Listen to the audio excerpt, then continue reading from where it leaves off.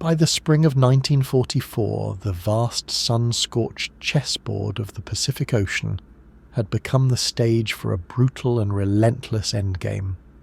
The American war machine, a sleeping giant now fully awakened, was on a relentless island-hopping campaign, a bloody step-by-step march towards Tokyo. But for every island fortress they captured, dozens more remained in Japanese hands, isolated garrisons of thousands of fanatical Japanese soldiers, cut off from their empire but not yet from their will to fight. Their lifeline, the thin, vital umbilical cord that brought them supplies, ammunition, and a sliver of hope, was the Imperial Japanese Navy's formidable and feared submarine force. The Japanese submarine commander was a different breed of warrior. He was not a brawler. He was an artist of naval assassination. He saw himself as a modern samurai of the deep, a silent, patient hunter in a steel shark, embodying the virtues of stealth and the single, perfect, killing blow. His submarines were some of the largest and most advanced in the world, marvels of engineering. More importantly, they carried a weapon that struck a cold, primal terror into the hearts of Allied sailors, the Type 95 Long Lance torpedo. It was a masterpiece of destruction, faster, longer ranged, and carrying a larger warhead than any American torpedo. The Japanese submariners were masters of the night attack, of deep evasion, of the deadly art of ambush. They believed their skills, their technology, and their warrior spirit were unmatched.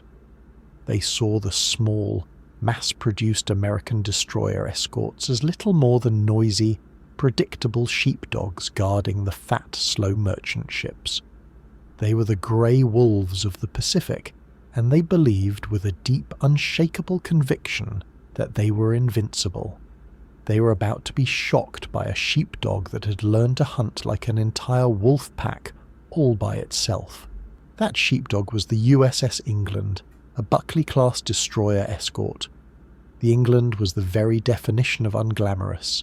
It was a tin can, a small, cheap, and utterly expendable warship, built not for the epic, headline-grabbing fleet battles, but for the tedious, thankless, and brutally exhausting job of convoy protection. It was one of hundreds just like it, churned out by American factories with astonishing speed. It was, by all accounts, just another number in the fleet registry, but it carried a new, strange, and terrifyingly effective secret weapon that the veteran Japanese submariners had never encountered before, the Mark 10 anti-submarine projector, codenamed Hedgehog. The Hedgehog was a weapon born of frustration. Traditional depth charges were a brute force weapon. They were rolled off the stern of a ship, filling the water with massive, indiscriminate explosions that, more often than not, missed their target. Worse, the violence of their own explosions would blind the ship's own sonar, allowing a clever submarine commander to escape in the ensuing chaos. The Hedgehog was different. It was a surgeon's scalpel. It was a forward-throwing mortar that fired a pattern of 24 small, contact-fused bombs in an arc in front of the ship. This allowed the attacking destroyer to maintain sonar contact throughout the attack. And unlike depth charges, the Hedgehog's bombs only exploded if one of them physically hit the submarine's hull. The logic was simple and terrifying. If you heard a Hedgehog barrage go off, it meant only one thing: you had just hit your target. In May of 1944, the USS England and two of her sister ships were assigned a seemingly routine mission: patrol a key Japanese submarine supply route in the vast, empty stretch of ocean north of the Solomon Islands. Unbeknownst to the crews, American codebreakers at Pearl Harbor had intercepted a vital piece of intelligence. The Japanese were attempting a major resupply operation for their isolated island garrisons, codenamed RO. To protect this operation, they'd dispatched a screen of their best submarines to form a defensive picket line. The 3 small American destroyers were sailing directly into a hornet's nest. On the night of May 19th, the hunt began. The sonar operator on the England, his ears pressed to his headphones, picked up the faint rhythmic ping, ping, ping of a submerged contact. It was the Japanese submarine I-16, a veteran boat with a long and bloody history responsible for sinking numerous Allied ships. For hours, the deadly cat-and-mouse game played out. The England stalked its prey.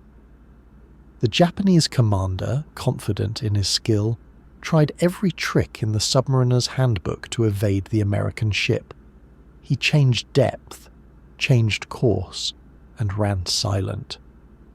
But the England's sonar team was relentless, a new breed of hunter trained in the latest anti-submarine warfare techniques.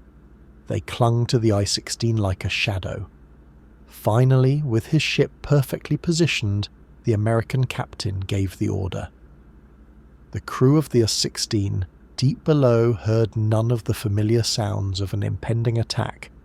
No high-speed propeller churn of a ship passing overhead to drop depth charges. Instead, they heard a strange, faint, almost gentle thump, thump, thump, thump from above as the 24 Hedgehog projectiles were launched into the sky. The Japanese sailors held their breath, waiting for the massive, harmless explosions of a near-miss depth charge attack. Instead, there was an unnerving silence, and then a single, sharp, cracking explosion echoed through the water, a sound unlike anything they had ever heard. One of the projectiles had found its mark. The hull of the I-16 was breached, and the proud samurai of the deep, along with its entire crew, plunged into the crushing darkness of its watery grave. On the bridge of the England, the American crew cheered. They had just scored their first kill. It was a proud moment, a testament to their training and their new weapon. They had done their job. They had no idea that their legend was just beginning. This was the moment the Japanese shock began. In the Japanese naval headquarters at Truk, the coded report came in. The submarine I-16 was overdue and presumed lost.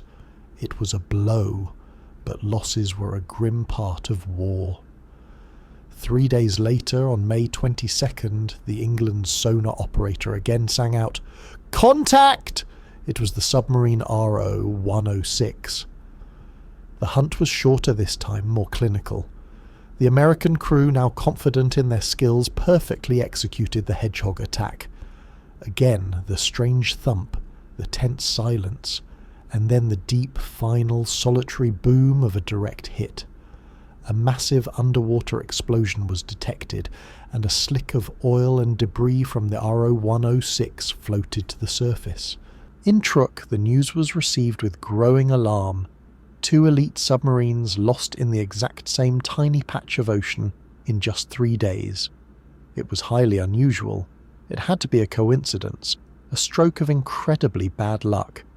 Or perhaps the Americans had a large hunter-killer group in the area, a secret task force of destroyers and carriers that their reconnaissance planes had missed.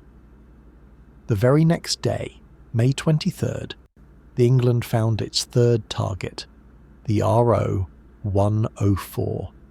The result was the same, a flawless Hedgehog attack, a single sharp explosion, and another Japanese submarine vanished from the face of the earth. Now the alarm in the Japanese headquarters turned to disbelief and outright confusion. 3 submarines in 4 days, in the same area. This was not bad luck. This was a slaughter. Their reports from reconnaissance planes still showed no large American task force. What was happening? Who or what was doing this? The next day, May 24th, the impossible happened. The England, now a seasoned and ruthless hunter, tracked down and sank a 4th submarine, the RO-116.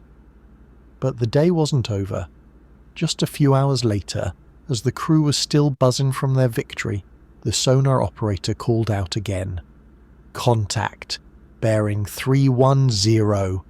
It was the R0108. With a chilling, machine-like efficiency that bordered on the supernatural, the England stalked and destroyed its 5th submarine, 2 submarines, in a single day, by a single ship. The news hit the Japanese high command like a physical blow. They were utterly, completely and profoundly shocked. The reports were impossible. They had to be false. No single ship in naval history, let alone a small, insignificant destroyer escort, could possibly sink 5 submarines in less than a week. The Americans must have deployed a new, terrifying secret weapon. Or this wasn't one ship.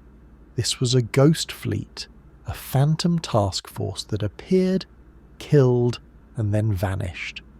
The name USS England must be a code name for an entire fleet. The paranoia was immense. Their invincible submarine force was being systematically erased from the map, and they had no idea how or by whom. But the USS England wasn't finished. 2 days later, on May 26th, it found its final target in the now shattered Japanese screen, the RO-105. By now the American crew were the hardened veterans. The hunt was clinical. The Hedgehog attack was perfect. And for the 6th time in just 12 days, a Japanese submarine was sent to the bottom of the Pacific. The hunt was over. In 12 days of fighting, a single American destroyer escort had single-handedly destroyed an entire Japanese submarine squadron, killing over 400 elite Japanese sailors. It was a feat so unbelievable, so statistically impossible, that it remains one of the most remarkable and unparalleled achievements in the entire history of naval warfare. When the after-action report, detailing 6 submarine kills in 12 days by a single destroyer escort, reached the US Pacific Fleet headquarters at Pearl Harbor, the Commander-in-Chief himself, Admiral Chester W. Nimitz, was so stunned he initially thought it was a communications error. When his staff confirmed the truth, he sent a message to the entire fleet that would become immortal. He declared, "There'll always be an England in the United States Navy." The Japanese submarine captains, the proud samurai of the deep, had been shocked into a new reality. They had believed they were the masters of the ocean, the silent, invincible hunters. But they had been systematically hunted and exterminated by a single, expendable American ship that they had never even seen coming. They had been haunted and utterly defeated by a ghost.